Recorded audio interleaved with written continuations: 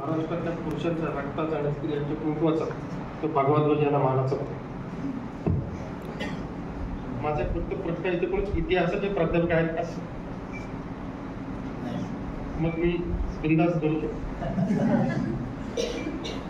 इतिहासाविषयी बोलताना इतिहासाच्या प्राध्यापकांच्या समोर इतिहासावरती टीका करणे हे अतिशय ऐतिहासिक वाईट गोष्ट विचारलेलं बरं. तुमच्या आजच्या पिढीचा असा एक समज आहे की इतिहास अतिशय वृक्ष आणि वाईट विषय. आजचे विद्यार्थी आहेत का? इतिहास आहे तुम्हाला? ते इतिहासात तारीख वार तिथी हिजरी सण तिथी हे सगळं फार गोंधळाची गोष्ट. पण इतिहास फार सोपा गोष्ट आहे. इतिहास फार सोपा विषय आणि इतिहास हा हसण्याचा सुद्धा होऊ शकतो.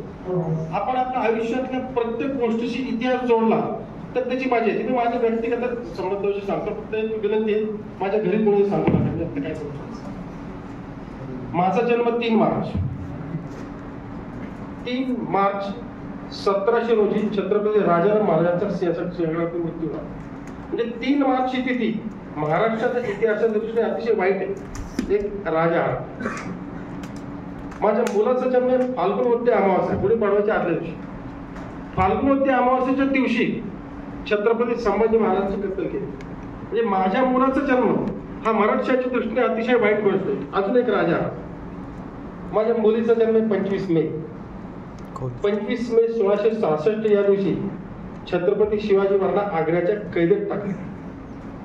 हाही दिवस मराठशाहीच्या दृष्टीने वाईट कारण एक राजा कैदेत पडला. माझ्या बायकोचा जन्म आहे 20 फेब्रुवारी या दिवशी 20 फेब्रुवारी 1708 या दिवशी औरंगजेबाचा मृत्यू झाला.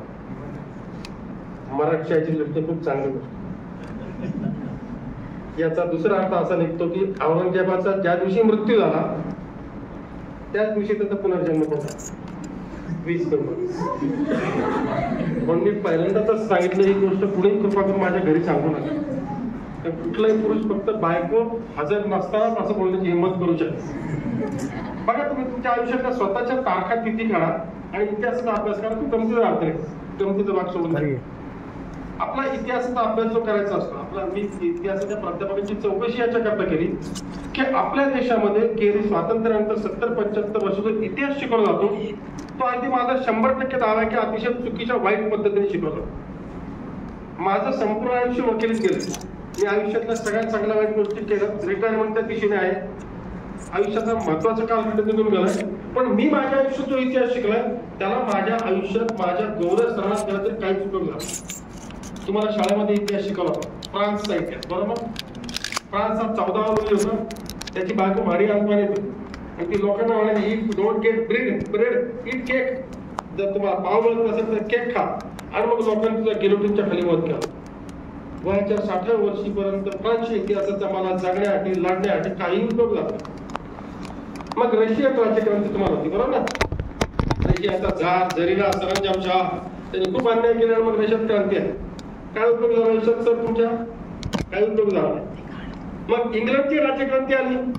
इंग्लंडमध्ये याव झालं त्याव झालं. ते 14 राजा आराम ते फ्रान्सचा ते काय आमका राजा ते किंग एडवर्ड वगैरे. काय उपयोग झाला आयुष्यात? काही उपयोग झाला. जगातल्या सगळ्या देशांचा इतिहास आमच्या देशात शिकवला जातो ज्यातून तुमच्या जगण्यासाठी तुमच्या लढण्यासाठी तुमच्या प्रयत्न करण्यासाठी तुमच्या कष्ट करण्यासाठी आणि तुमच्या संघर्षासाठी काहीच उपयोग नाही. तुम्हाला इतिहास कुठला शिकवायला पाहिजे? या मातीशी निगडीत इतिहास शिकवायला पाहिजे. म्हणून आपला शिवाजी महाराजांचा इतिहास शिकवायला. या जगाच्या इतिहासात एकच राजा असा आहे की ज्याच्या 36 वर्षाच्या कालखंडात त्याच्या आयुष्यावरती एकही काळा डाग दाखवू देणार नाही. मी आत्ता असं नाही आणि 100% खात्री विचार शिवाजी महाराजांच्या आयुष्यात एक घटना सांगतो. मग आपला विषय शास्त्रीय दृष्टी. शिवाजी महाराजांचा मृत्यू झाला 3 एप्रिल 1680 चैत्र शुद्ध पौर्णिमा शनिवार हनुमान जयंती दुपारी 12 ते 2च्या दरम्यान शिवाजी महाराजांचा मृत्यू झाला. तुमच्यापैकी बऱ्याच जण आश्चर्य वाटेल की आपण शिवाजी महाराजांच्या विषयी ऐकायला उभं राहिलोय आणि वक्त्याने सुरुवात केली शिवाजी महाराजांचा मृत्यू नाही. पण माझा दावा आहे की ज्याला शिवाजी महाराजांचा मृत्यू समजला त्याला शिवाजी महाराजांचं चरित्र समजलं, त्यांचं चारित्र्य समजलं, त्यांचा पराक्रम समजला, त्यांचा संघर्ष समजला, त्यांचं यश अपयश सगळं समजलं. शिवाजी महाराजांचा मृत्यू झाल्यानंतर त्याच्या मृत्यूची बातमी सुमारे 1.5 ते 1.5 महिन्यापर्यंत जगातल्या कोणालाही माहिती नव्हती. एक गंमत सांगतो. शिवाजी महाराजांचा मृत्यू 3 एप्रिल महिना संपला. मे महिना संपला आणि मेच्या अखेरच्या आठवड्यात अबे कीर नावाचा एक फ्रेंच प्रवासी महाडमध्ये मुक्काम. शिवाजी महाराजांच्या मृत्यूला सुमारे 1.5 महिना झाला. तो देखील येतो. मी आज रायगड पासून 15 महिन्यावरती 23 किलोमीटरवरती. रायगड म्हणजे शिवाजी महाराजांची राजधानी, जिथे 6 वर्षापूर्वी त्यांनी एक प्रचंड दैदिप्यमानाचा राज्याभिषेक करून घेतला. मी आज महाडमध्ये आहे. इथे विचित्र अस्वस्थता अशांतता आहे. पण काय झालं ते समजत. मेच्या अखेरच्या आठवड्यात रायगडच्या पायथ्याला शिवाजी महाराजांच्या मृत्यूची माहिती कोणालाही नव्हती. ही माहिती 2 ते 2.25 महिन्यानंतर दिल्लीच्या दरबारातल्या एका साकी मुर्शद खानाच्या कारकुनाला कळली. हा साकी मुर्शद खानला अत्यंत आनंद झाला. आता ही बातमी कोण देणार? औरंगजेबाला. कोण? मी. ज्या औरंगजेबाने आपल्या आयुष्यातला सर्वाधिक कालखंड खर्च केला शिवाजीशी लढण्यात, त्याच्या मृत्यूचा सर्वच आनंद कोणाला होता जगात? औरंगजेबाला. आणि ह्या मृत्यूच्या आनंदाच्या बातमी त्याला कोण सांगणार? मी. तो धावत सुटला. तो दिवाणी आम मध्ये गेला. तो दरबार संपला होता. मग तो दिवाणी खास मध्ये गेला. तोही दरबार संपला होता. त्यानंतर तो औरंगजेबाच्या खाजगी खोलीत गेला. त्याने तिथं पाहिलं की औरंगजेब कुराण वाचत बसला. आणि त्यांनी चष्मा, औरंगजेबाला चष्मा होता. त्याच्या वयाच्या 40-42 वर्षी त्याला चष्मा लावला. आणि औरंगजेब हा चीन मधून चष्मे मागायचा. म्हणजे भारतामध्ये चीनचा माल हा 400-450 वर्षापासून येतोय. आता आपण तो घेऊ नये, पण त्या काळात घेतो. शिवाजी महाराज नव्हता घेतला कधीच. औरंगजेबाने फक्त घेतलं ते परकीय चष्मे. त्याने गेला कुर्रीसात केला, धावत पळत सांगितलं, चहा बोला कापड शिवाय जहन्नम बंदरात. या उर्दूतल्या शिवाय त्याचा शब्दशः अर्थ मी तुम्हाला सांगणार नाही. शब्दशः अर्थ सांगितलं तर त्याचे परिणाम खूप गंभीर होतात. थोडक्यात म्हणजे तो नालायक, हलक्यात बेशरम शिवा मेला आणि नरकात गेला. त्याला वाटलं हे ऐकून तर औरंगजेब उठेल, आपलं कडकून मिठी मारेल आणि सांगेल, वा क्या बात आहे, बोल तुला काय पाहिजे? साम्राज्य देऊ? राज्य देऊ? एखादं मोठं संस्थान देऊ? हिरे माणिक, सोनं नाणं, पैसे काय देऊ? याच्यात काहीच झालं. औरंगजेबाने पहिला आपला चष्मा शांतपणे काढून टाकला. मग त्याने आपला पुराण त्या हिरव्या कापडामध्ये गुंडाळून त्याच्या खालचा लाकडी घोडा मिटवून ठेवला आणि ते पुराण एका पिशवीत घातलं आणि शांतपणे म्हणला, फिर एक बार करू साकी, सांग अजून एकदा रिपीट कर. साकी म्हणला, जहापणा काफर शिवाय जहन्नम बंदरात, तो नालायक शिवाय मेला नरकात गेला. आणि हे ऐकल्यानंतर औरंगजेब जे म्हणालाय ते साकी मुर्शद खानाने त्याच्या एका पुस्तकात लिहून ठेवले. त्या पुस्तकात त्यांनी असले की औरंगजेबला, नाही साकी तुम गलत काय ना, अरे चुकीचं बोलतो असेल साकी. अरे ज्या शिवाला ठार मारण्याकरता मी आयुष्यातला सर्वाधिक कालखंड खर्च घातला त्याला मी जिंकू शकलो नाही. माझ्या आधी त्याला मृत्यू जिंकण्याचं कारण एकच रे, त्याचं चारित्र्य खूप मोठं आहे रे. त्याचं चारित्र्य दुधाचं. हे शिवाजी महाराजांचे मित्र म्हणताय, शिवाजी महाराजांचा कट्टर शत्रू म्हणते औरंगजेब. ज्याच्या चारित्र्याविषयी समोरच्या शत्रूला 100% गॅरंटी अशा एका राजाचं गुणगान आपण करणार आहे. पण मला सातत्याने असं वाटतं की इतिहास आपल्याकडे चुकीचा शिकवतो. आपल्याकडे शिवाजी महाराजांचा इतिहास इयत्ता 4थीला पुस्तक आहे, बरोबर ना? राजा शिवछत्रपती. 40 वर्षापूर्वी मला जे पुस्तक होतं तेच आज आहे. मग शिवाजी महाराजांचा जन्म, शिवाजी महाराजांचा मृत्यू, मध्ये ते तानाजी मालुसरेची लढाई, प्रतापगडचे युद्ध वगैरे वगैरे 12-15 धडे, बरोबर ना? 5वी, 6वी, 7वी, 8वी, 9वी, 10वी कुठेही शिवाजी महाराजांचा इतिहास नाही आहे. कुठल्या? नाही. इतिहास आहे इंग्लंड, रशिया, फ्रान्स, जर्मनी यांचा आहे, हिटलरचा आहे, बरोबर ना? आमचा इतिहास नाही. मग मी 11वी 12वी गेले, सायन्स कॉमर्स सोडून त्या आर्ट्सला इतिहास नाहीच आहे. शिवाजी महाराजांचा इतिहास नाहीच आहे.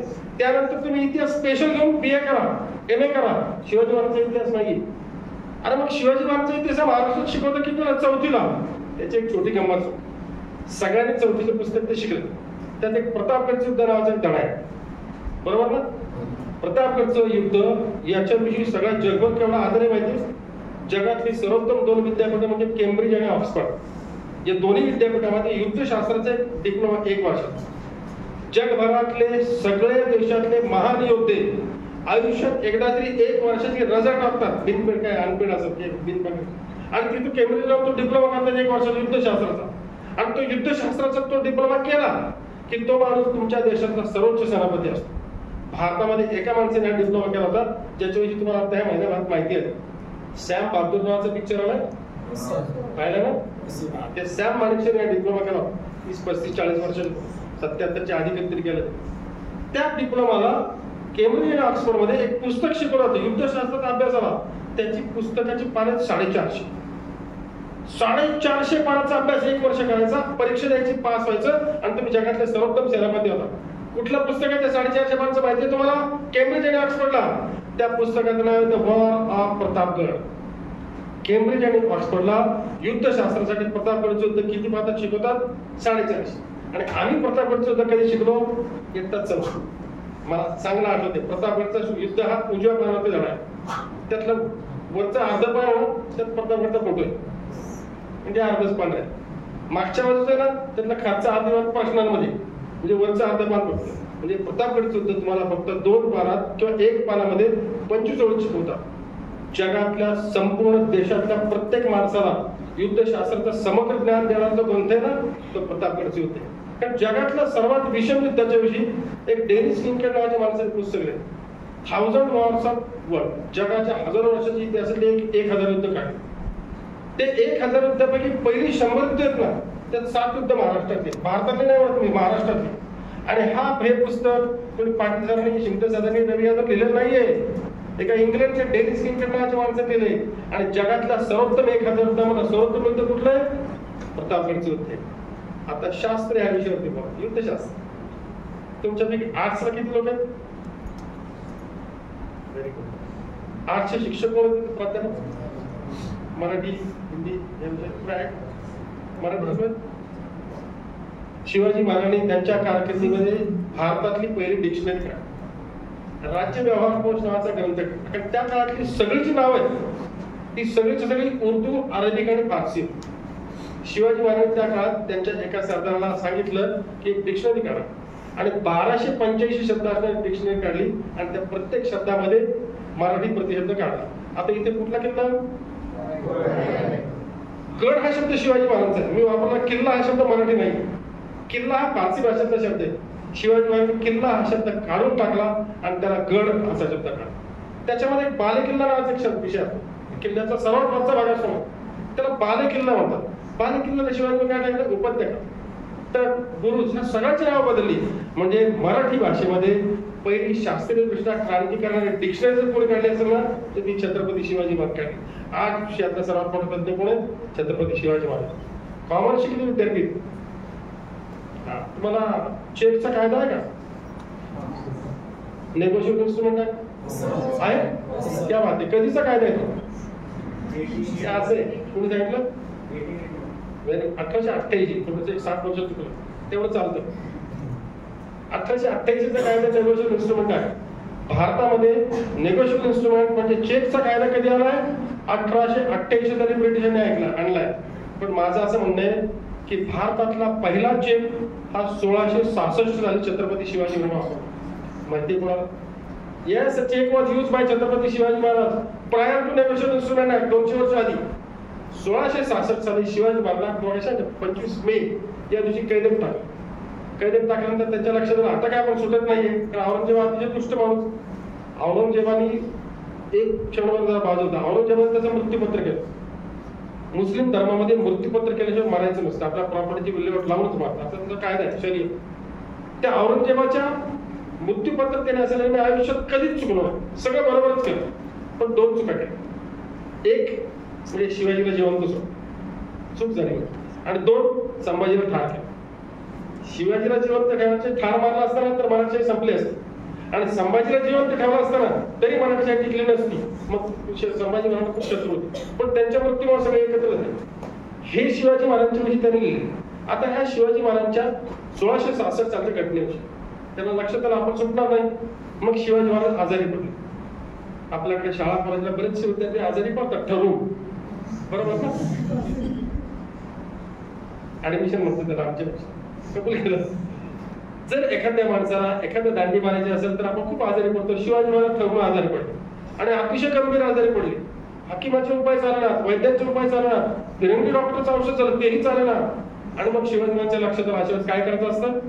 दान धर्म करायचं. साधूंना फकीरांना मिठाई पाठवायची असते पण पैसे कुठे त्यांच्याकडे. मग शिवाजी महाराजांनी त्या ठिकाणी असलेला रामसिंग कछवा नावाच्या एका सावकाराकडून 60,000 रुपये व्याजाने घेतले. 60,000 रुपये मुळशी आणि मावळ तालुक्यात लोकांना खूप किरकोळ वाटतात ना का? आमच्याकडे CR मध्ये 2 CR 4 CR मग मुळशी पॅटर्न वगैरे होते. असे सगळे CR पण होते सगळे. शिवाजी महाराजांच्या काळातल्या 60,000ची किंमत एकदा मी आकडा सांगतो म्हणजे पुढे तुम्हाला पुढचे जे काय वेळ तेवढा आकडा काढता. जगातल्या सगळ्या किमती कॉमर्सनुसार, कॉमर्सच्या विद्यार्थ्यांना माहिती त्या depending on the price of gold, बरोबर ना? सोन्याच्या किमतीवरती जगातल्या किमती अवलंबून असतात. जगातला सोन्याचा भाव वाढला, जगातल्या सगळ्याचे भाव वाढला. सोन्याचे भाव कमी झाले, जगातल्या सगळ्या गोष्टीचे भाव कमी होतात. सोन्याचा आजचा भाव किती? आजच्या शिबिराचे इन्चार्ज कोण आहेत? तुमचा मी जाताना सत्कार करणार, कारण सोन्याचा भाव फक्त महिलांना माहिती असतो असं मला वाटलं. तुमच्या मिसेस आहे म्हणूनच हिंमत केली.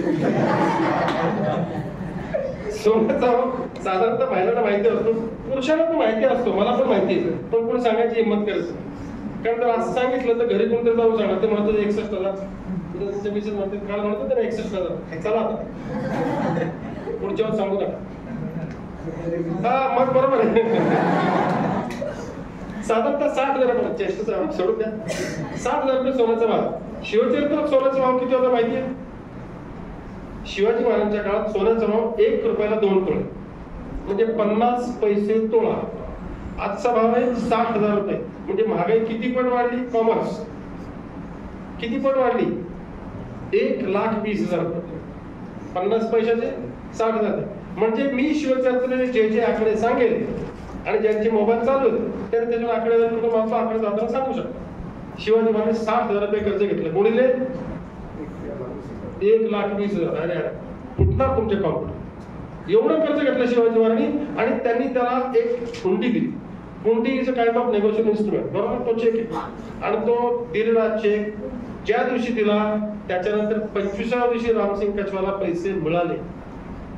मी जर तुम्हाला दिल्लीचा चेक दिला ना, आणि शपथ 15-15 दिवस पैसे मिळत नाही, तुमचं इंटरनेट वगैरे असून सुद्धा पॅकेज या उद्या या परवा. आणि शिवाजी महाराजांच्या काळात शिवाजी महाराजांना वापरलेला चेक हा 25 दिवसामध्ये म्हटला 60,000 रुपये. नेगोशिएशन इन्स्ट्रुमेंट ऍक्टचा भारताच्या इतिहासातला पहिला वापर कोणी केलाय? शास्त्रीय वापर छत्रपती शिवाजी महाराज. पण आजची जी कालखंड आहे ना, जे व्यावसायिक लोक त्यांना माहिती, चेक कशात द्यायचा असतो? न वाटण्यासाठी द्यायचा असतो. चेक कशात द्यायचा असतो? न वाटण्यासाठी द्यायचा असतो. शिवाजी महाराजांचा असा वापर केला. शिवाजी महाराजांनी त्या काळात इंग्रजांकडून 66,000 रुपयाचं पितळ विकत घेतलं. आता मला तुमच्या विद्यार्थ्यांना एक प्रश्न आहे, भारतामध्ये पितळेच्या खाण्या कुठे आहेत? केदी सारखे 4 ऑप्शन दिले तर सांगू शकाल? महाराष्ट्र, गुजरात, राजस्थान आणि उत्तर प्रदेश. राजस्थान चूक, गुजरात चूक, महाराष्ट्र चूक, उत्तर प्रदेश पण चूक. जगामध्ये कुठेही पितळेच्या खाणी नसतात. पितळ हा मिश्र धातू आहे. बघा, बसल्या एक नवीन गोष्ट माहिती आहे. पितळ हा तांब्यानेच असतं, याचं 3 प्रमाणात मिश्रण करून केलेलं असतं, त्यामुळे पितळाच्या कुठेही खाणी नाही. पुढच्या वेळेस मला विचारलं सांगायचं नाही, पुढच्या वेळेस मी वेगळी 4 राज्य सांग. शिवाजी महाराज पितळ काय विकत घेतलं? The scientific approach. शिवाजी महाराजांच्या गडकोटावर तुम्ही कुठे गेले तर तिथं तोफा ठेवलं दिसतात, पाहिलं? आजही पाहिलं तर त्या अतिशय चुकीच्या पद्धतीने ठेवलं. तोफा अशा ठेवल्या असतात, बरोबर ना? तोफेचं तोंड आकाशाकडे असतं. तोफेचं तोंड आकाशाकडे फक्त युद्धाच्या दिवशी करायचं असतं. इतर दिवशी तोफाचे तोंड खाली काढायचे असतात. का? एक, मॉइश्चर मुळे त्याच्या वरच्या भागाला गंज चढतो, आणि 2, कुठलाही पाऊस आला त्याचं पाणी आत साडतं आणि आतून गंजतं. आतला गंज कधी काढता येत नाही. आणि लोखंडाच्या तोफा गाजल्या की त्यांची कार्यक्षमता कमी होत जाते, त्याचा उपयोग कमी होतो, युद्धात त्याचा पल्ला कमी होतो. म्हणून शिवाजी महाराजांनी सायंटिफिक अप्रोच भारतात पहिल्यांदा पितळेचं तोफा. 1, पितळ गंजत नाही, आणि 2, पितळेचा उत्कर्ण बिंदू जो आहे, फुटण्याचा बिंदू तो खूप उच्च आहे. म्हणजे तोफ ही 150 डिग्रीला फुटते लोखंडाची, पितळाची 300 डिग्रीला फुटत नाही.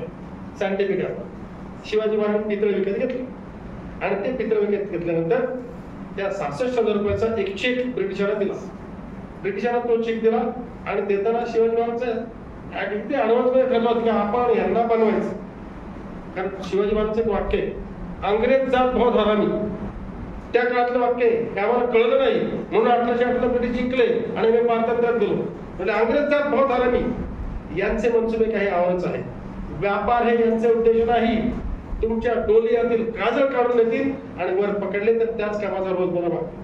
तुमच्या डोळ्यातलं काजळ काढून येतील आणि पकडलं तर काजळ काढायचे चार्जेस नाही आमच्याकडे. यांचे मनसुबे काही आवडच आहेत हे त्या काळात महाराजांना कळलं होतं. म्हणून ब्रिटिशांना शिवाजी महाराजांनी कधीही जवळ केलं नाही. उलटपक्षी त्यांच्या 3 लोकांना कैदेत टाकलं होतं, आणि ते कैदेत मेले गागरेगडावर, वासोड्याच्या किल्ल्यावर. त्या ब्रिटिशांना सांगितलं की तुम्हाला हा जो चेक आहे it is payable in Hyderabad. कारण 1674 साली शिवाजी महाराजांचा हैदराबादच्या राजाचा करार झाला, आणि तो शिवाजी महाराज दरवर्षी 3 लाख रुपये द्यायचा. आता मी तुम्हाला 66 चेक देतो, पाठवा हैदराबादला आणि तिथे तुम्हाला मिळेल तिथलं कॅशियर करून. ब्रिटिश खुश. आता हा चेक त्या काळात जाण्याची पद्धत आजच्या इतकी सोपी नव्हती. हा चेक रायगडला मिळाला. रायगडून खाली उतरून पाचाडमध्ये 1 दिवस मुक्काम करायचा तुमच्या झडती उठीसाठी. मग तिथून निघायचं आणि अलिबागच्या डाव्या बाजूला चौलच्या बंदरात जायचं. तिथं जायला 2 ते 3 दिवस आहे. मग तिथं बोट ती काय लगेच एसटी साठी लागलेली नसायची. 2-4 दिवसांनी बोट मिळणार आणि 15 दिवसांनी माणूस मुंबईत पोहोचणार. मुंबईतून कुरिअर सिस्टीम नव्हती. मग मुंबईतून हे सगळं कुठं पाठवायचं? सुरतला. त्यात पण 8-10 दिवस 15 दिवस जाणार आणि सुरतून कुरिअरच्या अंगड्या घेऊन जायचे हैदराबादला. म्हणजे हा चेक रायगडावर निघून हैदराबादला जायला साधारणतः 3-1 महिन्याचा कालावधी जायचा. 3 महिन्यानंतर हा जो ब्रिटिश अधिकारी आहे त्याचं नाव फ्रान्सिस मॉलिव्हर. हा चेक घेऊन निघाला आणि 3 महिन्यांनी पोहोचला हैदराबाद. हैदराबादला त्या निराजी रावजींचा मुलगा प्रल्हाद निराजी हा शिवाजी महाराजचा प्रतिनिधी होता. त्याची सही झाली की 66 घ्यायचं निघायचं.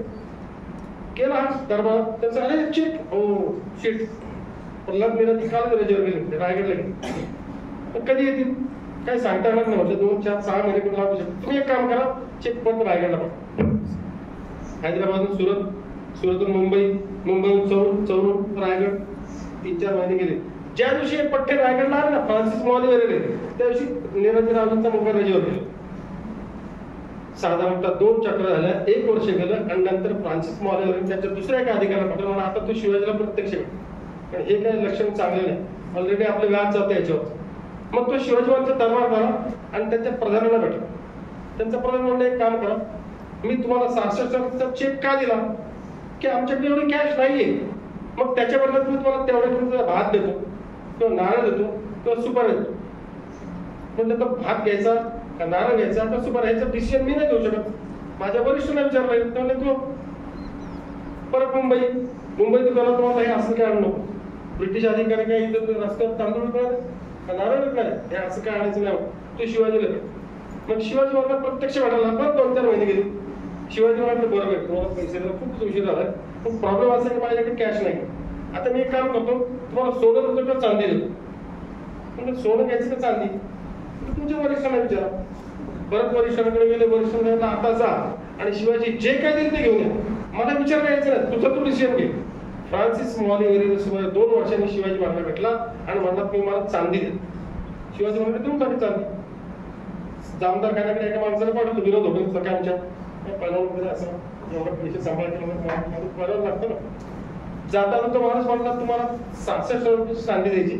चांदीचा भाव काय माहिती म्हणलं 20 रुपये. त्यावेळेस 20 रुपये शेअर ही चांदी होती. तर नाही आमच्याकडे 30 रुपये बघा. म्हणजे जी त्यांना समजा 1000 किलो चांदी द्यायची असेल तर भाव वाढला बघा 800 किलो जाणार. तर म्हणलं तुम्हाला ह्या भावाने घ्यायची नाही का. वरिष्ठांना विचार म्हणजे आता वरिष्ठांना विचारायचं. जी चांदी संपूर्ण देशामध्ये 20 रुपये शेअराने विकली जात होती ती शिवाजी महाराज 30 रुपये शेअराने दिली. आणि ह्या फ्रान्सिस मॉलिव्हरने सुरतेला लेख पत्र आहे बघा. कॉमर्स विद्यार्थ्यांसाठी सांगतो आपण असं करायचं नाही पण असं राजे लोक करतात. हे पत्र लिहिल्यानंतर त्यांनी सांगितलं फ्रान्सिस मॉलिव्हरने की या व्यवहारात आम्हाला 40% नफा अपेक्षित होता. पण 2 वर्षाचा कालावधी गेल्यामुळे 15% तोटा झालेला आहे. तोटा झाला तर झालाय आणि शिवाजी माणसं परत उधारीवरती आमचे चित्र घेऊन गेले. दिस इज कॉमर्स. एखाद्या दुष्ट माणसाला फसवलं तर त्यात पाप होत नाही असं जगातले सगळे धर्म सांगतात. ब्रिटिशांना फसवणं हा या देशावरती केलेला उपकार. हे कॉमर्शियल विद्यार्थी. सायन्सचे विद्यार्थी किती येतात तुमच्या कोणाला ह्याच्यामध्ये जायचं का कन्स्ट्रक्शन लाईन मध्ये सिव्हिल लाईन मध्ये वगैरे जात असत सगळ्यात. शिवाजी महाराजांचं कारण असं एक क्षेत्र नाही. महाभारतामध्ये एक वाक्य आहे व्यासोच्छिष्टम जगत सर्व. म्हणजे व्यासाने सगळं जग नष्ट केले. महाभारतात जे सगळं लिहिले ना व्यासानी तेच सगळं जगात आहे आणि जे त्यांनी लिहिलेलं नाहीये ना ते जगात नाही.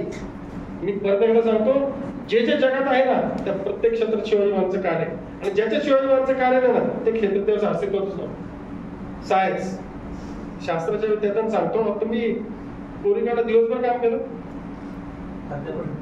अर्ध्यापर्यंत पाण्याची काय सोय होती.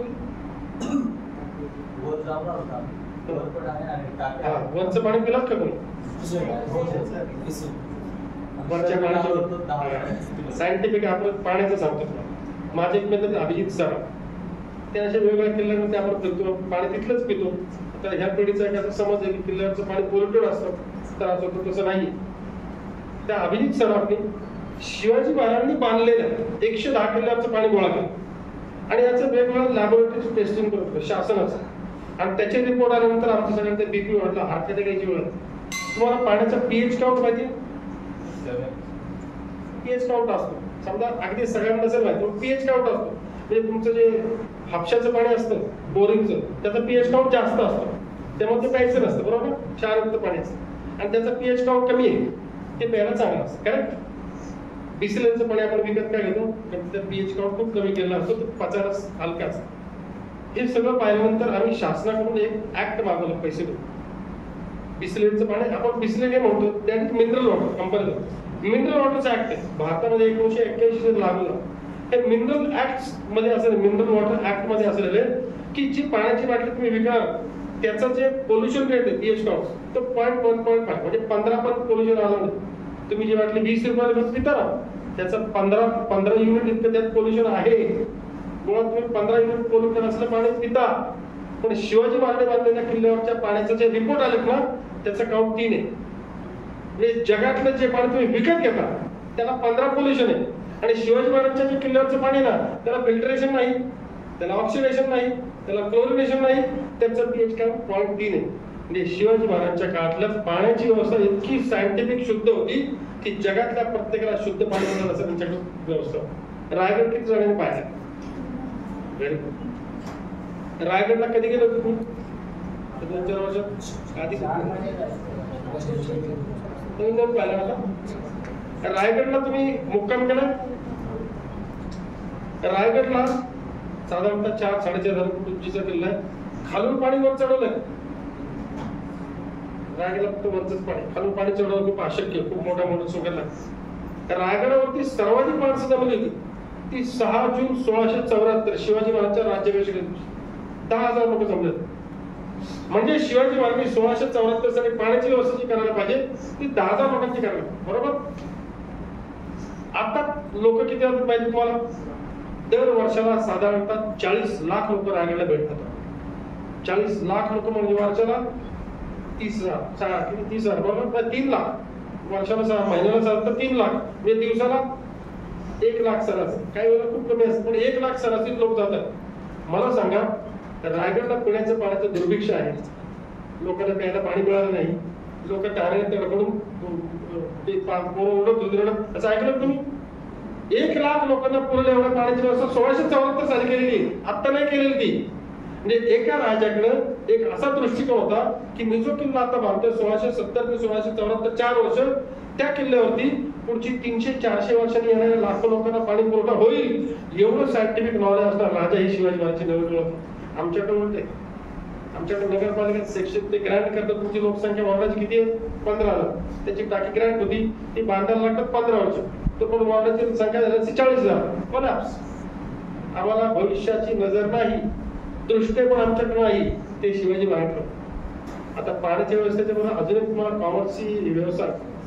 परदेशी माल हा आपल्या देशात आला तर आपल्या देशाचं नष्टचर्य सुरू होतं. असं 3000 वर्षापूर्वी एका चाणक्याने लिहिलं की तुमच्या देशात परदेशी माल येऊन देऊ नका. आमच्या राज्यकर्त्यांचे कधी वाचलंच नाही, अजून पण वाचत का माहिती नाही. माझे गुरु नेहमी म्हणायचे ज्याला या देशातलं राजकारण द्यायचं म्हणजे शिवचरित्र वाचा, तो यशस्वी राजकारणी होईल, लोकांचं भलं पण करा. या देशातल्या प्रत्येक माणसाने शिवचरित्र वाचायला. जर परदेशी माल आपल्या देशात आला तर आपल्या देशाचं नष्टचर्य सुरू होतं. कसं तुम्हाला माहिती? आपल्याकडे लाईटची माल होती 100 रुपये, चायनाची माल 20 रुपये. ते संध्याकाळी ती खराब होती, तो भाग बघा. पण ज्या दिवशी तुम्ही 20 रुपयाची लाईटची माल घ्याल त्यावेळेस या देशातले सगळे इलेक्ट्रिशियन भीक मागायला नक्की जावं. हा जो स्टेज आहे म्हणजे केला आहे पोडियम, त्याची भारतातली किंमत किती? 1000 रुपये. चायनाचा माल केवढा देणार? 50 रुपये.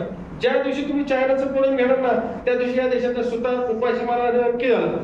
प्लास्टिकची खुर्ची तुम्ही घेता 500 रुपयाला, चीनची खुर्ची 100 रुपयाला. ज्या दिवशी तुम्ही चीनची खुर्ची घाल त्यावेळेस या देशातले प्लास्टिकच्या कामाला भिकारी होणं नक्की झालं. हा इतिहास आहे, हे पुराण आहे आणि हे वर्तमान पण आहे. ते आम्हाला कधीच कळलं नाही, पण शिवाजी महाराज कळलं होतं. तुमच्यापैकी कोण गोव्यात गेले? लहान आहेत मुलाला गेलं गोव्याला कोणी?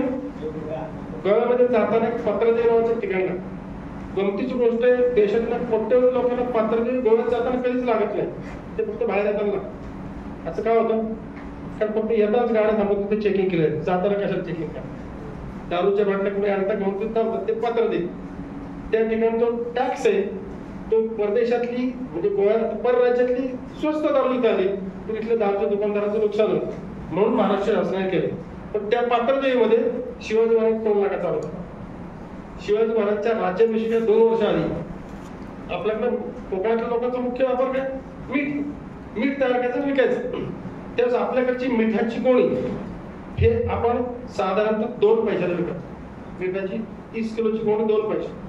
मीठ किती स्वस्त होतं बघा, अजूनही मीठ फार महागडा, पण त्यावेळेस खूप स्वस्त. 2 पैशाला गोणी होती.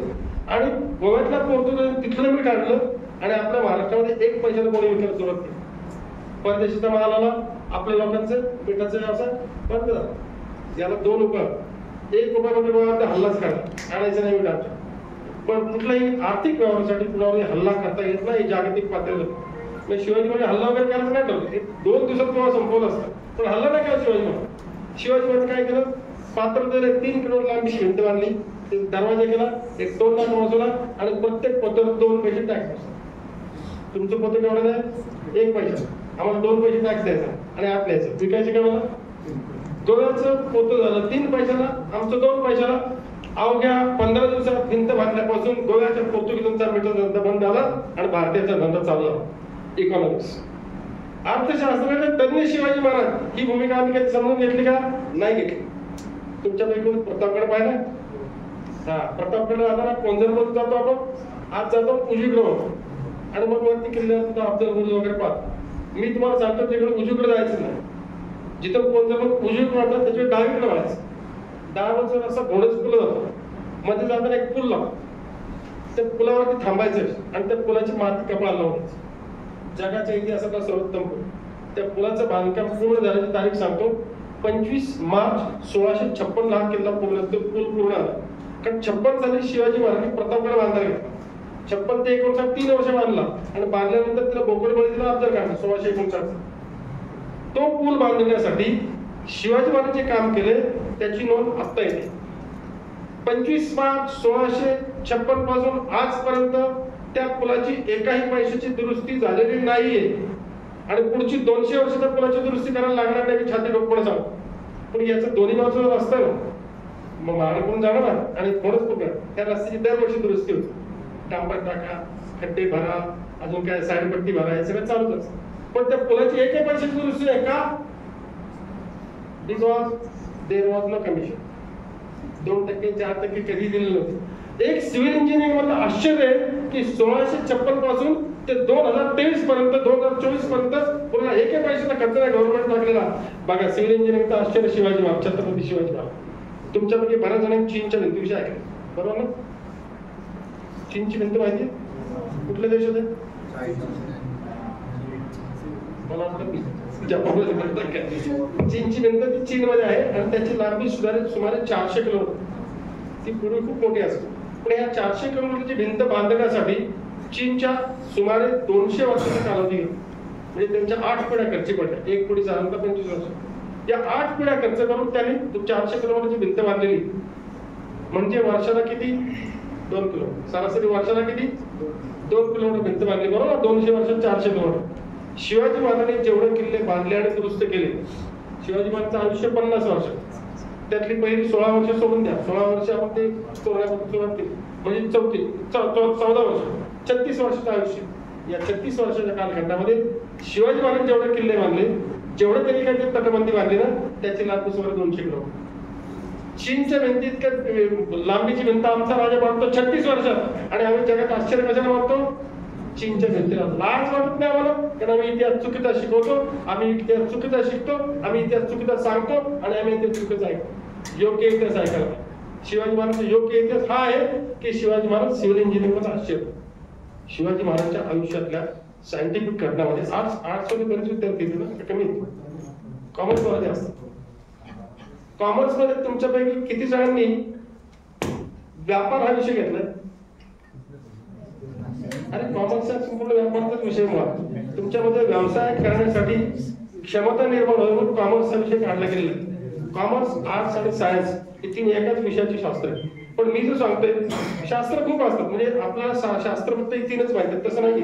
धर्मशास्त्र हे शास्त्र आहे, स्वयंपाक करणं शास्त्र आहे, बांधकाम करणं शास्त्र आहे, झाडू काढणं शास्त्र आहे, बरोबर ना, कचरा करणं शास्त्र, कपडे शिवणं शास्त्र आहे, प्रत्येक गोष्टी शास्त्र आहे. धर्मशास्त्राचे उदाहरण असं शिवाजी महाराजांनी कित्येक वर्ष धर्मशास्त्र मोडण्याचं काम, मी परत सांगतो, धर्मशास्त्र मोडण्याचं, धर्मशास्त्र पाळण्याचं नाही. शिवाजी महाराज आणि रामदास स्वामी हे ते गुरु आहेत का नाही म्हणजे बाजू ठेवतो माझाचा विषय. पण शिवाजी महाराज रामदास यांची एक ओळख होती हे नक्की. एकदा शिवाजी महाराज रामदासांना भेटायला गेले, त्यांना भेटले त्या शिंगणवाडी गडीच्या पलीकडच्या बाजूला, ते एकत्र जेवले बसले. हा प्रसंग सांगतोय हा राज्याभिषेकाच्या नंतरचा. आपल्या घरात जर काही व्यवस्थित एखाद्या कार्य वगैरे झालं तर आपण काही गोष्टी सोडतो बरोबर ना. मी काशीत राहून वांग सोडतो बरं, असं काहीतरी करतात लोक. शिवाजी महाराजांनी राज्याभिषेक झाल्यानंतर पान सोडतो, म्हणजे आता पान नाही खायचं. त्याच्या आधी शिवाजी महाराज पान खायचे, शिवाजी महाराज फक्त पान खायचे. हे जे बाकीचे प्रकार असतात ना 120, 300, 400, 600 असलं काय नव्हतं, साधं पान. शिवाजी महाराज पान खायचं बंद केलं. आणि रामदास स्वामी हे रोज पान खायचे आणि रामदास स्वामी तंबाखूचं पान खायचे. माहिती कोणाला? रामदास स्वामी त्यांच्या चरित्रात असेल की ज्याला कफाची व्याध आहे म्हणजे ब्रॉन्कायटिस किंवा दमा, त्याने तंबाखूचं पान खावं. एवढं मी तुम्हाला काही सूचना देत नाही, सर म्हणतो काय शिकवतो. ते रामदासांनी लिहिलंय की ज्याला कफाची बाधा आहे त्याने तंबाखूचं पान खायचं, त्याने तो कफ होतो. रामदास स्वामी तंबाखूचं पान खायचं. दोघं जण एकत्र बसले, गप्पा मारल्या, जेवण झालं, सगळं झालं. रामदास स्वामीने पान तयार केलं साधं आणि शिवाजी महाराज खायला. छत्रपतीने घेतलं आणि खाल्लं. रामदास स्वामी किती चॅप्टर बघा, त्यांना माहिती आहे शिवाजी महाराज पान सोडलं तरी त्याला पान तयार करून दिलं आणि शिवाजी महाराज त्याच्यापेक्षा चॅप्टर खाल्लं. आता रामदासांनी हळूच एक कोंडली टाकली. आपण राज्याभिषेक समय तांबूल सेवन वरची यायचं ऐकले होते, तुम्ही तांबूल म्हणजे पान, तुम्ही पान खायला दिला आणि परत पान सोडलं असं ऐकलं. शिवाजी महाराज वाक्य काय सांगितलं होते, तांबूल सेवन आम्ही वरची पण प्रसाद सेवनाच तांबूल चालतो. तुमच्यापैकी किती वेळा माहिती असं प्रसाद म्हणून काही चालतं बरोबर. माझा गुरुवार सत्यनारायणचा प्रसाद रयाचा असतो, चालतो. सुरमरचा प्रसाद हळदीचा आणलाय, चालतो. हे धर्मशास्त्र मोडण्याचं पहिलं काम कोण केलं? शिवाजी महाराज. हे पान मी जरी सोडलेलं असलं तरी पान मी साधं प्रसाद खाऊ शकतो. धर्मशास्त्र मोडणारा शास्त्रज्ञ म्हणजे शिवाजी महाराज. शिवाजी महाराजांनी सज्जनगड पाहिला असं ना, सज्जनगडला तर रामदास स्वामींना त्यांच्या शिष्यांना भेट दिला म्हणून सज्जनगड. त्याचं मूळचं नाव आयेश्वरगड, नंतर परळीचा किल्ला, अशी विविध नावं पडली. या किल्ल्यावरती विठोजी काटकर नावाची किल्लेदार नेमले. आता विठोजी काटकर हा अत्यंत कर्तव्यपरायण माणूस. आणि त्या काळात असे पत्रे स्लॅब असं काय नव्हतं, गोल नळ्याची पत्र होती, अशी छोटी सरकती गोल नळ्याची. आणि या नळ्याच्या मध्ये मधल्या 8 महिन्याच्या काळात, पावसाच्या नंतरच्या काळात त्यात माती साठली आणि त्या मातीमध्ये थोडी थोडी झाडं होतं, छोटीशी रोपटी. म्हणून पावसाळा येण्याच्या आधी ही सगळी कौलं काढायची असतात, त्यातली माती साफ करायची, फुटलेली कौलं काढायची, त्यातली छोटीशी जी काय गवत असेल ते काढायचं आणि कौलं परत टाकायची. याला म्हणतात शाकारण. ही शाकारण केली नाही तर घर काढायला. शिवाजी महाराजांच्या गुरुचा सो कॉल्ड गुरु रामदास स्वामी राहतात, ते शाकारण पाहिजे वेळेवरती. पण त्या वर्षी पावसाळा लवकर आला, गडाची शाखानी करायची राहून गेली आणि वरतून पाणी काढायला लागलं आणि ते रामदास स्वामीच्या डोक्यात घुसळलं. तर रामदास स्वामी संत माणूस आहे, राग बी घाला नाही, काही नाही, काय ते शांत बसले. पण विठोजी काटकरच्या विरुद्ध काटाचा कोणतरी तिथं होता, त्याने शिवाजी महाराज पत्र लिहिलं की तुमच्या माणसाने बेशिस्ती केली, कौलं नीट शाकारली नाही आणि त्याच्यामुळे रामदास स्वामीच्या डोक्यावरती गळते. आता बघा धर्मशास्त्र, एखाद्या साधू संतांच्या डोक्यावरती गळतंय तर हा मोठा अक्षम्य अपराध आहे. शिवाजी महाराजांनी रामदास स्वामीची परीक्षा करण्यासाठी पत्र लिहिलं की विठोजी काटकर असे डोचके मारा, तुमच्या डोक्यावर पाणी गळतं, लक्ष नाही देतं, नालायक माणसाला डोके कापून टाकायचं. रामदास स्वामींना हे पत्र आलं आणि हे पत्र किल्लेदाराकडे पहिले जातं माहिती केलं विठोजी काटकर, तिने वाटलं मलाच मारायचे, कारण रामदास स्वामी लिहून दिलं ते पत्र. रामदास स्वामी काय काढलं, तूच किल्लेदार. शिवाजी महाराज पण 2 महिने पत्र लिहिले, रामदास स्वामींना पत्र लिहिले तुम्हाला डोचकं मारायचं आणि तो जिवंत आहे. तर रामदास स्वामी त्यांना एक पत्र लिहिलं, त्यास त्रिदंडी संन्यास तिथे राहतो. आता त्रिदंडी संन्यास तुम्हाला कळणार नाही. त्रिदंडी संन्यास म्हणजे एखाद्या माणसाला मी मला मुलं बाळ आहे, सगळं घातला करतोय, आता मला संसार रिट आला, सोडून द्यायचा संसार. त्रिदंडी संन्यास घ्यायचं, सगळं सोडून बाजूला व्हायचं. आणि असा त्रिदंडी संन्यास घेतला म्हणजे त्या माणसाच्या मूळ कर्माचा आणि त्या मूळ जन्माचा मृत्यू होता असं समजलं. म्हणजे मी त्याला संन्यास दिला म्हणजे काय, मेला येतो. आता नवीन आहे, शिवाजी महाराजांनी विठोजी काटकरास कोणाच असं तसं किल्ले धरले मला धर्मशास्त्राचे योग्य पालन कसं करायचं, त्याची मोडतोड कशी करायची आणि त्याची परीक्षण कशी करायचं याचं ज्ञान असलेले शिवाजी महाराज एक मोठा पुरुष. शिवाजी महाराजच्या युद्धशास्त्रामध्ये गंमत सांगतो. मी प्रतापगडचे युद्ध सांगितले, अशा प्रकारचे अनेक युद्ध आहेत. आपलं की लोणारच्या मंडळींनी 2 फेब्रुवारी 1661 या युद्धाची स्मृती जागा होती उंबरखंडीवर, जिथे रायबागन आली होती. रायबागन ही एक हिंदू स्त्री, ती ब्राह्मण स्त्री, तिचं आडनाव कुलकर्णी, उदाराम देशमुख तिच्या नावाचं नाव. आणि ह्या उदाराम देशमुख हा अत्यंत पराक्रमी, त्याची बायको ती शिवाजी महाराजांच्या विरुद्ध लढत होती. स्त्री दाखली. हा संस्कारचा भाग. संस्कार हे वेगळं शास्त्र आहे. कोणाशी कसं बोलावं, कोणाला कशा शिव्या द्याव्यात किंवा न द्याव्यात हे शास्त्र आहे, शिवाजी महाराजांचं शास्त्र. ह्या रायबागेचा युद्धामध्ये पराभव झाला, काटकरचा पराभव झाला. पण ती रायबागेत म्हटली आता करायला जायचं तर वकील पाठवायचे. त्या काळात ते वकील होते बघा, आणि त्या काळच्या वकिलाला एक वेगळा पोशाख असतो, जाड घोरडे कापड, मांजर पोट असतं ना, त्याचं जाड कापड आणि त्याला 12 बटणावर ती 12 बंदी. ती 12 बंदी घालून गेला की तो वकील आहे, त्याच्यात पण हल्ला करायचा नाही, त्याला कोणी गोळी घालायची नाही, असे वकील जाणले. पण वकील जाणार पण पुरुष, स्त्रिया दरबारात जात नव्हते. शिवाजी महाराजांच्या दरबारामध्ये कुठल्याही स्त्रीला विना परवाना यायला बंदी आहे. आता तुमच्या मुली म्हणतील की अन्याय आहे, शिवाजी महाराजांच्या दरबारात महिला नाही देत, तर मी शब्द काय वापरला, विना परवाना. त्याचं कारण असं होतं की त्यांच्या दरबारात विविध जातीचे धर्माचे वेगवेगळे लोक आहेत, कोणाची नजर कशी असते काय माहिती नाही, कोण आहे त्याची खात्री करायची, मग त्या मुलीला यायला परवानगी द्यायची. हा त्याच्या बाबतीत शुद्ध आहे, पण विना परवाना यायचं नाही. आणि जर कोणी विना परवाना आले तर त्याला शिक्षा होती. आता ही रायबागेमधली मानतो शिवाजी पाहायचं, ज्याने जगभरातल्या स्त्रियांकडे आईच्या नजरेने पाहिलं, ज्याने जगभरातल्या लोकांना अत्यंत स्वच्छ चारित्र्याने वागवलं, ज्याने जगातल्या शत्रूला सुद्धा काही त्रास दिला नाही, ज्याने शत्रूच्या धर्मग्रंथ सुद्धा काही तुडवलं नाही, त्या माणसाला मला पाहायचं. म्हणजे पुरुषाला जाता तुला जाता येणार नाही, म्हणजे पुरुषाचा पोशाख घेतात. ही उदाराम देशमुखांची बायको जी आहे रायबाग, ती दिसायला अत्यंत सुंदर, लांब सडक केस, उंची कमी. आणि उदाराम देशमुख आधी तुम्ही उदारामचा आपला शत्रू किती मोठा आहे याच्यावरती आपली किंमत असते. म्हणजे आपण जर एखाद्या भाईला गोळ्या घातला तर पेपरला लावे ना, पण पुतळ्याला गोळ्या घातली तर बातमी येत नाही. तुम्ही कोणाचा पराभव करता त्याच्यावरती तुमचं मोठेपण. हा उदाराम देशमुख जो आहे ना, आदिलशहाच्या दरबारातला सेवक, तो दिसायला अत्यंत कुरूप, टक्कल होत होता, पोट पुढालं होतं आणि डोक्यावरती देवीचे होते, काळा. आदिलशाह म्हणला की त्याची चेष्टच काढली, दरबार त्याचा अपमान काढला. त्याने आरसा मागला, आरसा घेतला, चेहरा बघितला, शेजारी दिला. आदिलशाह शेजारचं काय कळत नव्हतं कोणाला, काय अक्कल, सगळं चेहरा बघायला लागले. मग लोकांच्या लक्षात आलं, आता कोणाकडे जाणार, उदाराम देशमुख. उदाराम काळा आहे, देवीचे वळ आणि टक्कल आहे, त्याच्याकडे सगळं हसणार, तू काय तुझी लायकी काय त्या आरशात बघण्याचं. पण झालं काय माहिती, उदाराम देशमुखला आरसा गेल्यानंतर त्याने आरशात चेहरा बघितला, ठेवून दिला, कमरेची तलवार काढली, याच्या समोर लागली आणि ठेवून दिली. आदिलशाह तुम्ही आमचा अपमान केलाय, आरशात नाही बघितला. म्हणजे महाराष्ट्रातले पराक्रमी पुरुष आपला चेहरा तलवारीत पाहतात, आरशात नाही पाहत. हे उत्तर देणार उदाराम देशमुखांचं रायबागांचा नवरा, ती रायबागन शिवाजी महाराजांची लढली आणि पराभव झाल्यानंतर ती म्हणली मला शिवाजीला पाहायचं. मग त्यांनी पुरुषाचा पोशाख केला, सगळे आपले केस वगैरे बांधले आणि शिवाजी महाराज पाहायला गेले. तुमच्या दिग्गजांनी तुम्ही उंबरखंडीत पहा, गावाकडनं माहिती तरी कार्यक्रम चालू आहे, कित्येक वर्ष 25 वर्ष आले, 2 दशक आहेत मला. त्या ठिकाणी आज प्रचंड काटेरी झुडप असते. त्या काटेरी झुडपात जाताना तिचं ते जे काय कपडे आहेत थोडेसे बाजू झाले, केस उघडे पडले आणि लक्षात आलं स्त्री आहे. शिवाजी महाराजांच्या सैन्यातल्या महाराज स्त्री आहे. म्हणजे बघा, विना परवाना आणली, ती विना परवाना स्त्री आणि तिला 10 चापकाचे फटके द्यायचे. खरं तर शिवाजी महाराजांनी रायबागेला देवा शपथ 10 चापकाचे फटके मारले असते, काय झालं असतं, कोणी काय म्हणलं नसतं. शत्रूच्या सैन्यातली बाई, त्यात पराभूत झालेली बाई, त्यात नियम भंग करून आणली बाई, बरोबर ना, 100% 10च्या 20 मारले असेल कोणी विचारलं असतं. पण शिवाजी महाराज त्या खेळच्या सरदाराला काय म्हणलं माहिती का, आमच्या दरबारात इतर महिलांना विना परवाना येता येणार नाही, पण आमच्या बहिणी विना परवाना येऊ शकतात. शत्रूच्या सैन्यातल्या एका स्त्रीला स्वतःची बहीण मानणारा राजा ही शिवाजी महाराजांची जगातली सर्वात मोठी ओळख आहे. ही आपण नाही करून देतो. तो तानाजी महाराजांची लढाई, ते प्रतापगडचे युद्ध, ते जावळीचे युद्ध, ह्या छोट्या गोष्टी आहेत.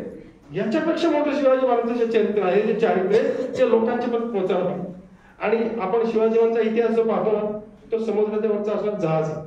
जहाज जेवढं वरती दिसतं ना, त्या तिप्पट चौपट 5 पट 6 पट ते खाली असतं. जो खालचा इतिहास आहे ना, तो तळातला इतिहास शोधायला पाहिजे आणि तो योग्यरित्या शिकवायला पाहिजे. आता ह्या इतिहासाने केवळ कोणत्या मला काय खरंच नाही नाही म्हणायचं असतं, आम्ही पण म्हणायचो म्हणत नाही म्हणा. ठीक आहे, थोडक्यात आपण थांबू. शिवाजी महाराजांच्या आयुष्यातल्या प्रेरणा, शिवाजी महाराजांच्या आयुष्याने किती जणांना प्रेरणा दिली महाराष्ट्रातल्या तर प्रत्येकाला. आपण शिवाजी महाराज की म्हटलं की झोपत असलं तरी जय म्हणतो, अंगावरती काटच उभं राहतात, रोमांच उभे राहतात.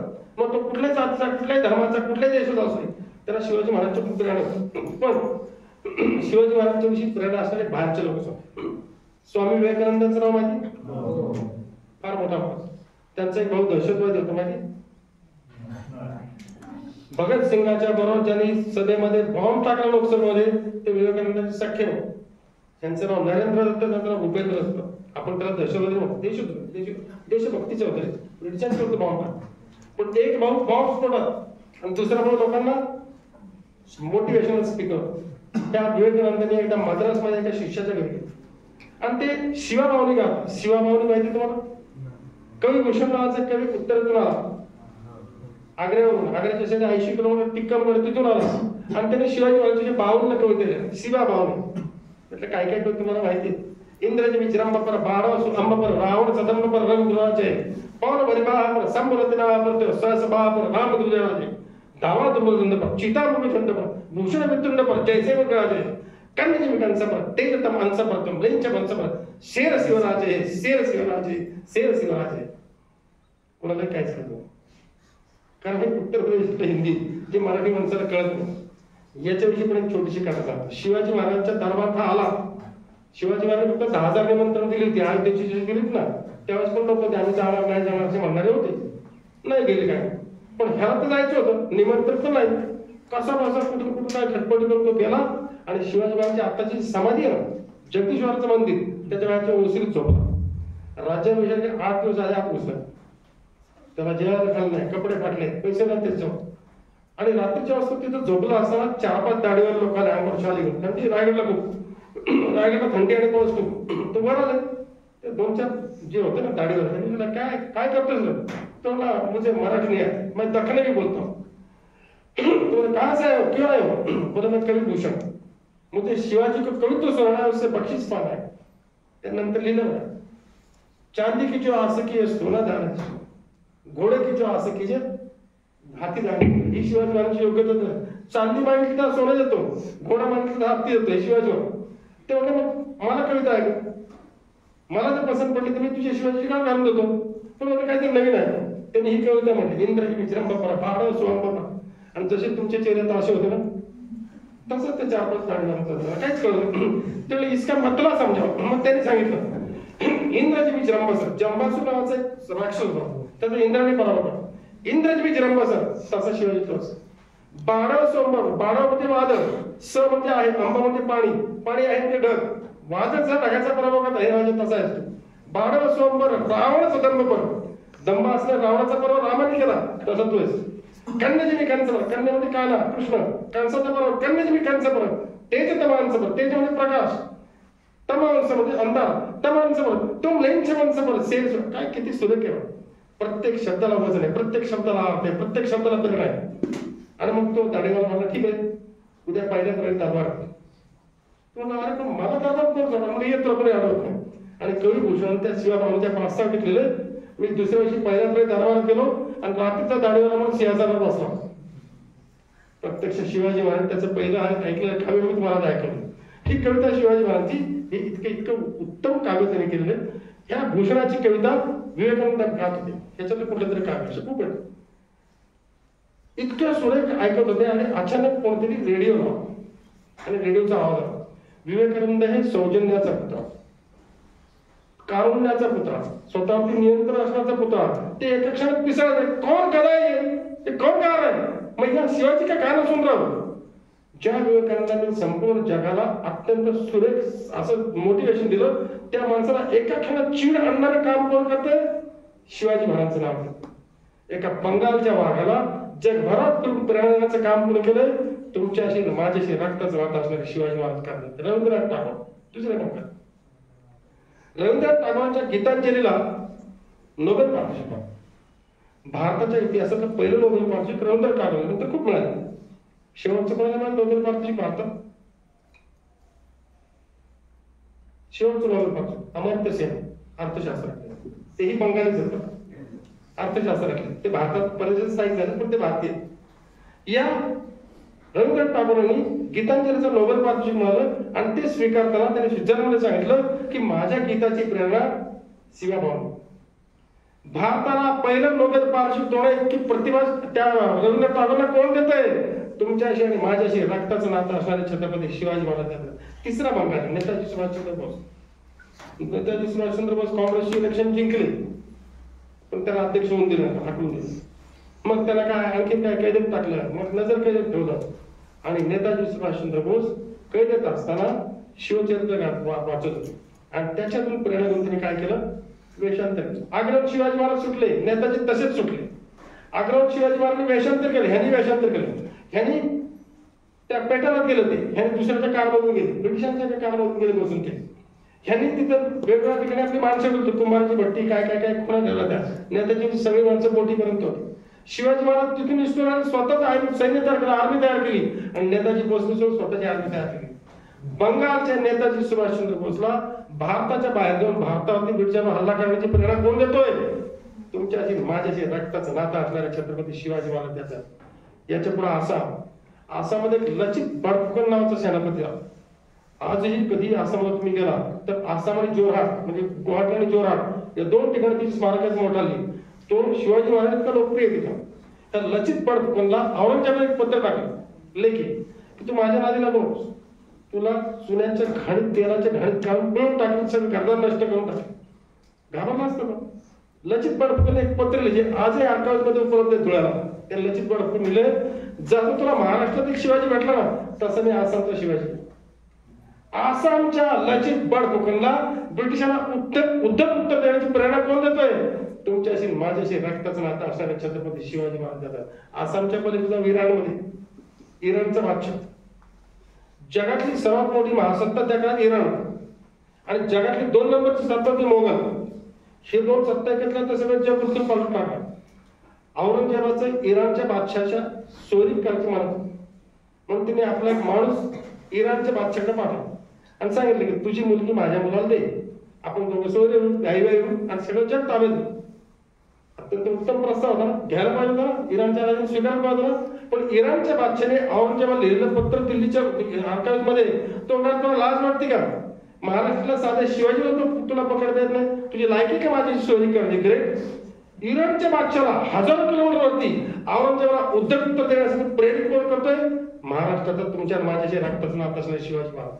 जगभरातल्या लोकांना प्रेरणा, शेवटची प्रेरणा सांगतो.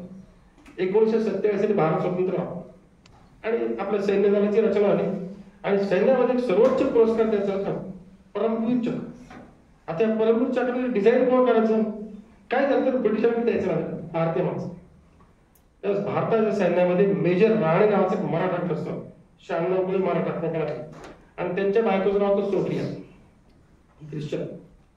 तिची आई रशियाची आणि तिचे वडील इंग्लंडचे. बघा, वडील इंग्लंडचे, आई रशियाची, लग्न केलं मराठा माणसाचे आणि भारतामध्ये स्थायिक झाले. ह्या सोफियाला भारतीय सैन्याने परमवीर चक्र करण्याची परवानगी दिली आणि तिने 3 महिने कपूर डिझाईन तयार केलं. ते आपण आजही तेच वापरतात. मी तिची जात धर्म कशात घालून आपण जात धर्म पाळू नये. शिवचरित्र जात धर्म काही नाहीये. जे चांगले ते आपले, वाईट ते दुसऱ्याचे. हे साधं सोपं आहे प्रिन्सिपल शिवाजी महाराज. पण हे का सांगतोय? ज्या बाईची आई रशियाची तिला भारतीय संस्कृतीची माहिती नाही, ज्या बाईचे वडील इंग्लंडचे त्यांना भारतीय संस्कृतीची माहिती नाही, जी तिचं आयुष्य स्कॉटलंड मध्ये गेले तिला भारतीय संस्कृती माहिती नाही. तिने जे परमवीर चक्र आहे ना, त्या परमवीर चक्रावरती एका बाजूला आहे ना वज्र.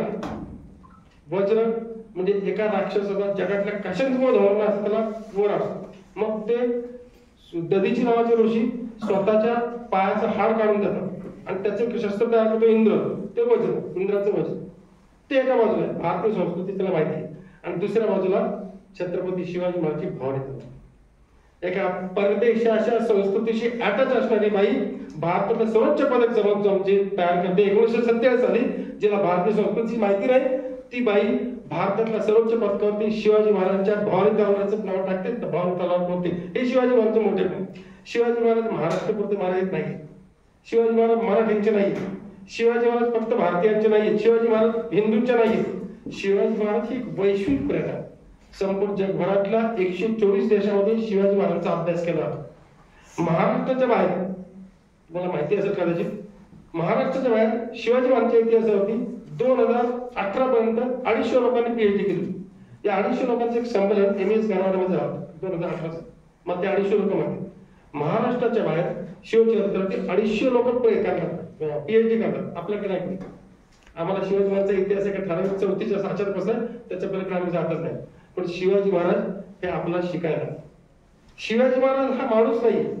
शिवाजी महाराज ही व्यक्ती नाही. शिवाजी महाराज राजकारण नाही. शिवाजी महाराज फक्त योद्धा नाही तर शिवाजी महाराज एक विचार आहे जो 350 वर्षांतर सुद्धा तुमच्या आणि माझ्यामध्ये जिवंत आहे. शिवाजी महाराज ज्यावेळेस तुमच्या वागण्यात येईल, चालण्यात येईल, बोलण्यात येईल, श्वासात येईल, रक्ताच्या कणाकणात येईल त्यावेळेस तुम्ही शिवाजी महाराज. आपण शिवाजी महाराज होऊ शकत नाही पण शिवाजी महाराजचा अंश जर आपल्या शहरात आला तर आपण आपल्या आयुष्याचं सोनं करू शकतो. शिवाजी महाराजांच्या चरित्रावरती बोलायला मात्र बोलून शांतपणे ऐकलं. मी नेहमी ह्याची गोष्ट त्या अमेरिकेच्या राष्ट्राध्यक्ष 17व्या राष्ट्रपती त्यांच्या देशात अमेरिकेत अशी पद्धत आहे की सगळं पुढे उठायचं नसतं. किती गोड झालं तरी उठायचं नसतं. पेंगायचं झोपायचं पण उठायचं नाही. आणि भारतात उलट असतं. वक्त्याच्या सभेला सुरुवातीला 500 लोक असतात शेवटी 5 असतात. त्या 5 वाजता वागतोय बाबा तुम्ही थांबले बरं झालं ते म्हणतात नाही ते मोठ्या आमचे ते नाही म्हणतात पुढच्या त्या वक्त्याच्या सभेत एक वक्ता खूप तावातावाने बोलत असतो. खूप तावातावाने बोलत असतो. थांबतच नाही उठतच नाही. कोणी थांबते मागून एक माणूस आमच्या बोलत सगळं ताडकून बसतो. वक्ता मला मारतात त्यामुळे तुला नाही मार तुला बोलवलं कोणी करू शकते. मी तर आधी सांगायला पाहतो मला शिवते सांगते तुमच्याकडे कोणी उठलं नाही माझ्याकडे आलं नाही ते तुमचा आभारी. यात काही चांगलं असेल तुम्हाला पटलं असेल पचलं असेल आजपर्यंत पोचला असेल तर तो शिवचरित्राचा त्यांच्या कर्तव्याचा पराक्रमाचा बुद्धीचा उत्कर्षाचा यशाचा अपयशाचा विजय. आणि यात काही कमी असेल न्यून असेल पटलं नसेल पचलं असेल आजपर्यंत पोचलं नसेल तर तो फक्त माझ्या वाणीचा पारावर त्याकरता मला क्षमा करा. जय हिंद जय महाराष्ट्र.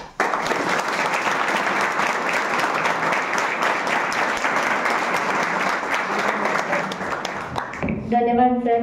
आपण इथे आलात आणि आपलं मोलाचं मार्गदर्शन केल्याबद्दल त्यासाठी मी मनपूर्वक धन्यवाद देते. माननीय व्यासपीठांचे सुद्धा मी मनापासून धन्यवाद करते की त्यांनी त्यांचा मोलाचा अनमोल वेळ आम्हाला या व्याख्यानासाठी दिला. मी राष्ट्रीय सेवा योजनेचे सर्व स्वयंसेवकांचे सुद्धा आभार मानते की त्यांनी शांततेने व्याख्यान ऐकले आणि सरांना प्रतिसाद दिला. धन्यवाद.